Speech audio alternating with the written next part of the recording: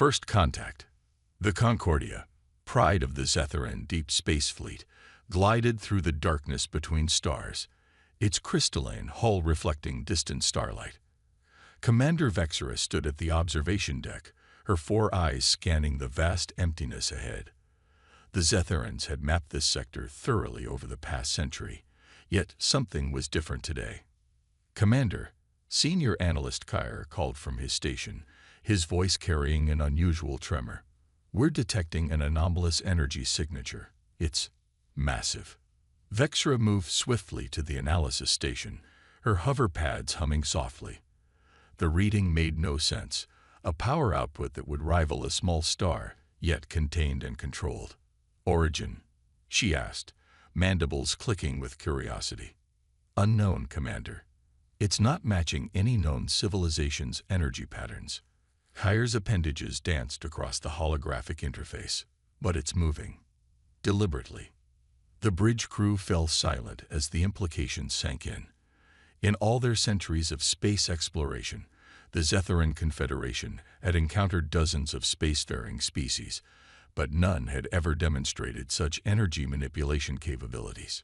"Show me," Vexera ordered, and the main viewport shifted to display a magnified view of their target. The vessel that appeared before them defied conventional design philosophy.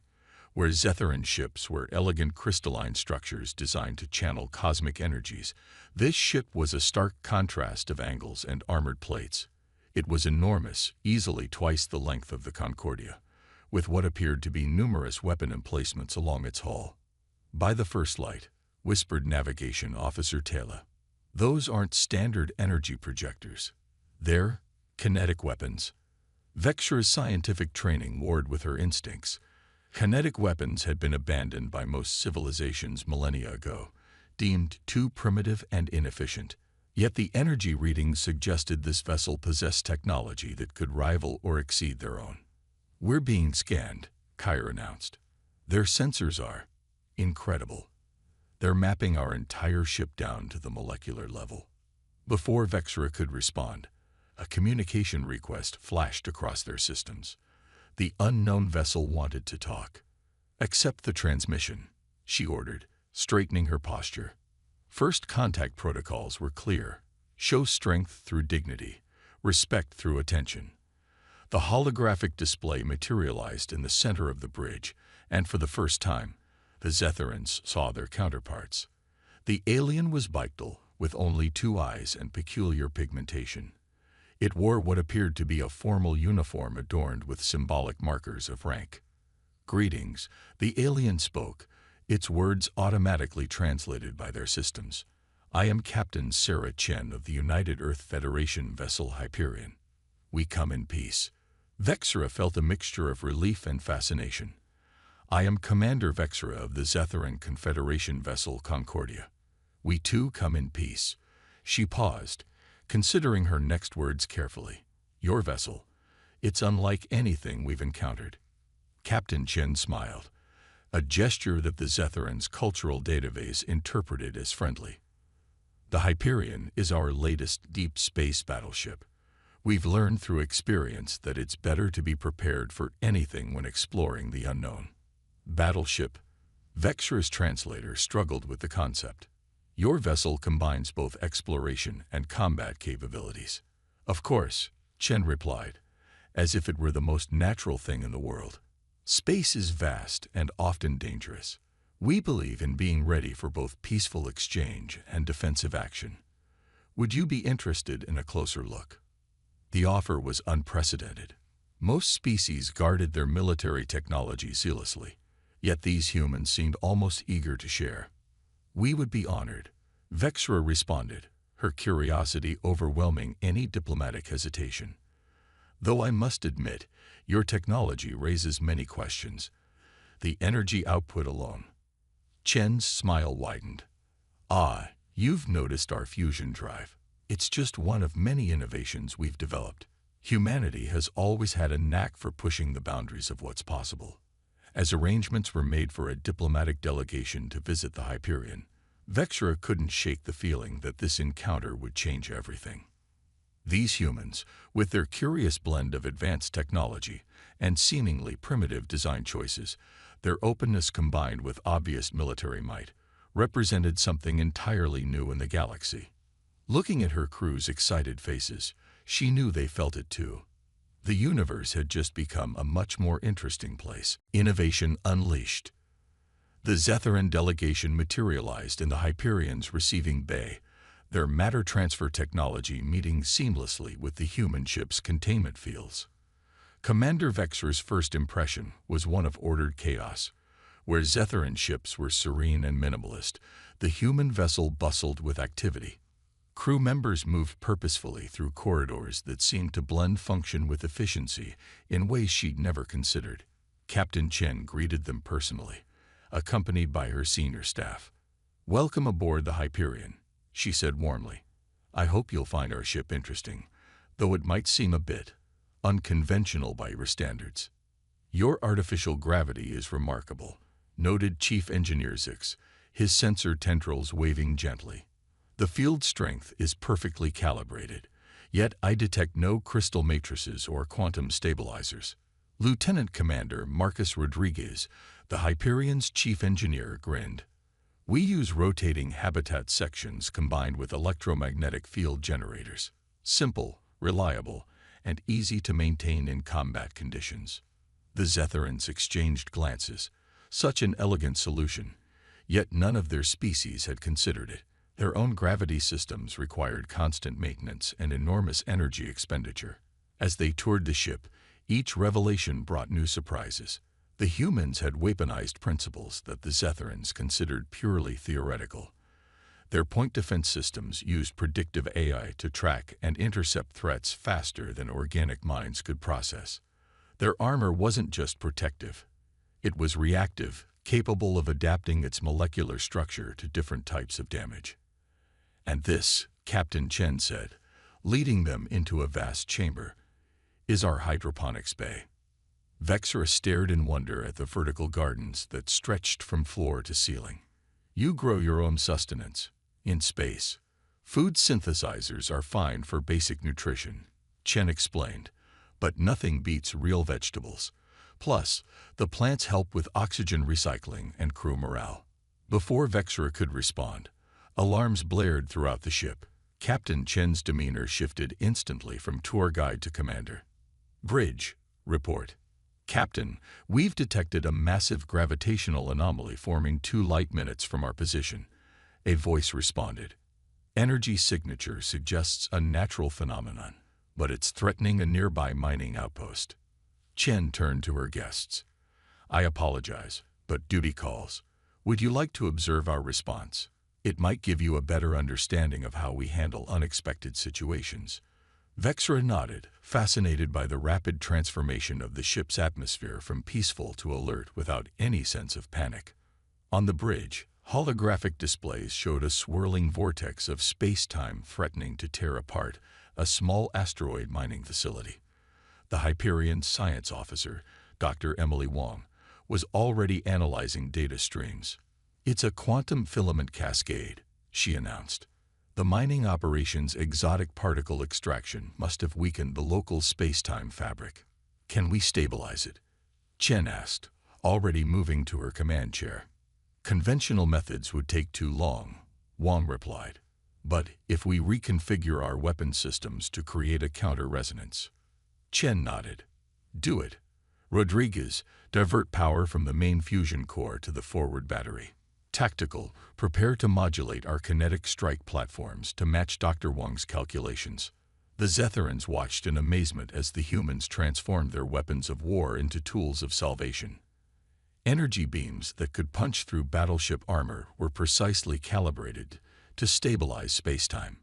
Missile launchers fired specialized probes instead of warheads, creating a network of gravitational anchors around the anomaly. "Counter-resonance wave ready," Wong announced.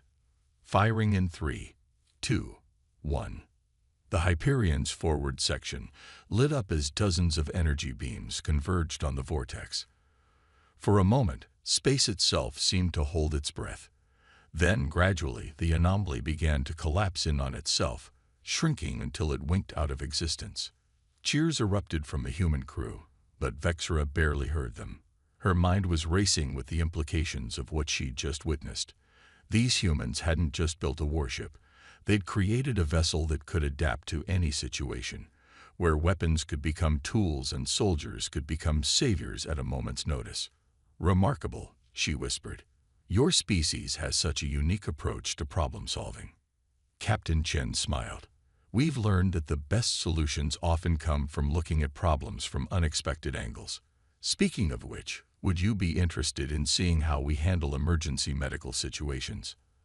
Our medical bay has some innovations I think your scientists might find intriguing." As they left the bridge, Vexra couldn't help but notice how quickly the crew returned to their normal duties, as if averting spatial disasters was just another day's work. Perhaps that was what truly set humans apart, not their technology or their strength, but their incredible adaptability and their ability to face the extraordinary with practical determination. Echoes of war. The diplomatic chamber aboard the Hyperion hummed with tension. What had begun as a cultural exchange session had quickly evolved into something more urgent. Commander Vexra and Captain Chen sat across from each other, while a holographic transmission from the Zetharan High Council flickered between them. "The Kragashi battle fleet has breached the outer rim defense line," announced Council Leader Mix, her image wavering with interference. "They're demanding immediate surrender of all Zetharan colonies in the sector." Vexra's secondary hearts quickened. The Krivashi were notorious raiders, but they'd never been this bold. How many ships? 37 capital ships with support craft. They've somehow developed shields resistant to our energy weapons. Captain Chen, who had remained silent, leaned forward. "Excuse me, Council Leader. These Krivashi, they're the same ones who've been raiding isolated outposts." "Correct, Captain. Though clearly they've been planning something far larger." Chen's expression shifted subtly, a change Vexra was learning to recognize as the human transitioning to tactical thinking. "And they've never encountered human ships before." "No," Mix confirmed. "They avoid Union space entirely." "Interesting." Chen activated a tactical display. "Commander Vexra, would your council be open to a joint operation? The Hyperion isn't just a single ship. It's a test bed for new defensive technologies. We've been developing countermeasures against exactly this kind of threat." The council chamber erupted in overlapping voices. Joint military operations with a newly discovered species. It was unprecedented. Yet the Kravashi threat was immediate and devastating. "What exactly are you proposing?" Mix asked. Ken's fingers danced across the display, bringing up technical schematics. "The Krivashi developed shields against your primary weapons, pure energy beams, but the Hyperion uses a hybrid approach. Kinetic weapons, electromagnetic pulses, graviton disruption fields. We can punch through their defenses while they're focused on countering Zetharan technology." "And what would humanity want in return?" someone asked from the council. "Knowledge exchange," Chen replied without hesitation. "Your understanding of quantum mechanics and crystal matrices could revolutionize our medical technology. Plus, we've learned that making friends is generally better than staying isolated in this galaxy." Vexra watched the human captain carefully. There was something in her demeanor, a controlled eagerness that suggested she wasn't revealing everything. "Captain, you seem rather prepared for this situation." Chen's smile was knowing. "Let's just say humanity has experience with being underestimated. We've learned to be ready for opportunities to prove ourselves." After further discussion, the council agreed. Within hours, the Hyperion was moving into position near the Zetharan defense fleet. Vexra, now serving as liaison, stood on the human bridge watching their preparations with fascination. The crew moved with practiced efficiency, but there was something else, a palpable excitement. They were about to face an enemy that outgunned them significantly, yet they seemed almost eager. "Your crew doesn't seem concerned about the odds," Vexra observed. Chen checked final system readouts as she replied. "Humans have a long history of beating overwhelming odds. We've learned that superior numbers don't always mean superior strategy." Besides, the Kriveshi have fallen into the oldest trap in warfare. They think they know all the rules of engagement. And they don't. Commander, if there's one thing humans excel at, it's changing the rules. Chen turned to her tactical officer. Status of Operation Trojan Horse. All systems ready, Captain. Drone swarms are in position and cloaked. Electronic warfare suites are spun up, just waiting for the Kriveshi to spring our trap. The massive enemy fleet dropped out of faster-than-light travel exactly where Chen had predicted. Their ships were dark, angular vessels bristling with weapons. The lead ship immediately broadcast their demands for surrender. Chen's response was not what anyone expected. She opened a channel to the entire Kriveshi fleet. This is Captain Sarah Chen of the Earth vessel Hyperion. We've analyzed your shield technology. Impressive adaptation against Zetheran weapons. Very thorough. But you forgot something important about facing unknown enemies. She paused for effect. Sometimes the bait is also the hook. Before the Kriveshi could respond, Chen gave the order. Execute Operation Trojan Horse. What followed was unlike anything Vexera had ever witnessed in combat. The Hyperion's drone swarms, thousands of tiny automated ships, deactivated their cloaking fields and attached themselves to Kriveshi vessels. Rather than trying to penetrate the energy shields directly, they created localized disruption fields that caused the shields to collapse inward. Simultaneously, the Hyperion itself seemed to transform. Panels shifted, revealing hidden weapon systems. But instead of firing directly at the enemy ships, they created a complex web of gravitational distortions that trapped the Kriveshi fleet in a three-dimensional maze. Now, Chen ordered, show them why you don't corner humanity. Chains of command. The Kriveshi fleet hung suspended in the Hyperion's gravitational web, their mighty ships reduced to floating sculptures in space. But Captain Chen knew better than to celebrate too early. Trapped predators were often the most dangerous. Multiple power spikes detected, announced the sensor officer. They're trying to overload their cores to break free. Vexera's facial membranes paled. If those ships detonate, the combined explosion would devastate this entire sector. They're not going to detonate, Chen said with surprising calm, because we're going to give them a chance to surrender. Surrender? Vexera was bewildered. They're fanatics. They'd rather die then. Watch and learn, Commander. Sometimes the best way to win a fight is to change the nature of the conflict. Chen opened a channel to the Kriveshi flagship. This is Captain Chen. Your shields are down. Your engines are contained. But more importantly, you're about to lose your entire command structure. The Kriveshi commander's harsh voice filled the breach. We do not fear death, human. Death isn't what you should be afraid of. Chen nodded to her communications officer, who initiated a complex sequence of transmissions. Right now, my electronic warfare suite is accessing every ship in your fleet. We're not targeting your weapons or your engines. We're targeting your chain of command protocols. Confusion rippled through the enemy fleet as their internal communications began to shift and fragment. Chen continued, her voice taking on an almost educational tone. You see, we studied your previous raids. Your entire military structure depends on absolute control from the top down. But what happens when every ship suddenly thinks it's receiving different orders from different commanders? The results were immediate and dramatic. The Kriveshi fleet erupted in chaos as contradictory commands flooded their networks. Ships began powering down weapons, others tried to retreat, while some maintained their suicide protocol. Impressive, Vexera whispered. You've turned their greatest strength into a weakness. Humans learned long ago that rigid command structures are vulnerable. We prefer flexibility, initiative, and adaptability. Chen turned to her tactical officer. Phase 2.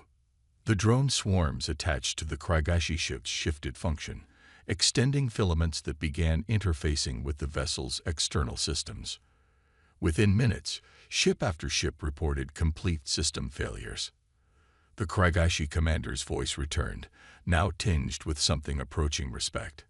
How? Our systems are completely isolated from external access. Are they? Chen's voice held a hint of amusement. Or did you just assume they were? While you were focused on developing shields against energy weapons, we were developing ways to bridge the gap between different technological systems. Those aren't just drones attached to your hull. They're universal translators for machine language. The battle ended not with a dramatic explosion or a heroic last stand, but with something far more remarkable: dialogue. As the Kriveshi command structure crumbled, individual ship captains began making their own decisions. Many chose surrender over destruction, especially when Chen offered terms that focused on rehabilitation rather than punishment. Hours later, as Zetheran ships began arriving to secure the captured Kriveshi vessels, Vexra found Chen in the Hyperion's observation lounge, staring out at the aftermath of the battle. "Your species is full of surprises," Vexra said. "You could have simply destroyed them."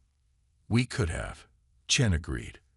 "But that would have just created martyrs and inspired more conflict. This way, we've opened a dialogue. Some of those Kriveshi captains showed real potential once they were free to think for themselves. You planned this from the beginning, didn't you? Even before the Council contacted us about the invasion." Chen smiled. "Let's just say we've learned to be prepared for multiple outcomes. Humanity has a saying: the best victory is the one where you gain an ally instead of destroying an enemy. A remarkable philosophy for a species with such powerful weapons. Maybe we developed powerful weapons precisely so we could afford to be merciful." Chen turned from the window. "Speaking of which, I think it's time we discussed the real reason the Hyperion was in this sector. We've detected some unusual activity that might interest both our peoples."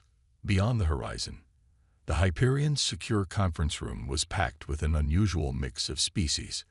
Commander Vexra sat beside Captain Chen, while reformed Kriveshi captains and Zetheran council members attended via hologram. The room's atmosphere was charged with anticipation as Chen activated a three-dimensional star map. 3 months ago, our deep space sensors detected these energy signatures. Chen began, highlighting several points of light. At first, we thought they were natural phenomena, but the pattern was too regular, too purposeful. The map zoomed in, revealing strange distortions in space-time. Vexra leaned forward, her scientific training immediately recognizing the implications. "These are artificial." "Correct." Chen expanded the display. "We believe they're ancient gates of some kind, built by a civilization that predates all of ours. They've been dormant for millennia, but something's changing. They're waking up." One of the Kriveshi captains, Dren, spoke up. "This is why our high command was so desperate to control this sector. They detected the energy signatures but couldn't decode them. And this is why the Hyperion was really here," Vexra realized. "You weren't just on a routine patrol." Chen nodded. "Humanity has learned that the greatest discoveries often require diverse perspectives. We could detect the gates, but we couldn't understand them. The Zetheran's crystal technology might be the key to interfacing with them. And the Kriveshi." She smiled at Dren. "Their experience with deep space phenomena could be crucial for safe activation." The implications were staggering. 3 species, until recently strangers or enemies, now faced the possibility of unlocking secrets that could transform their understanding of the galaxy. "There's more," Chen continued.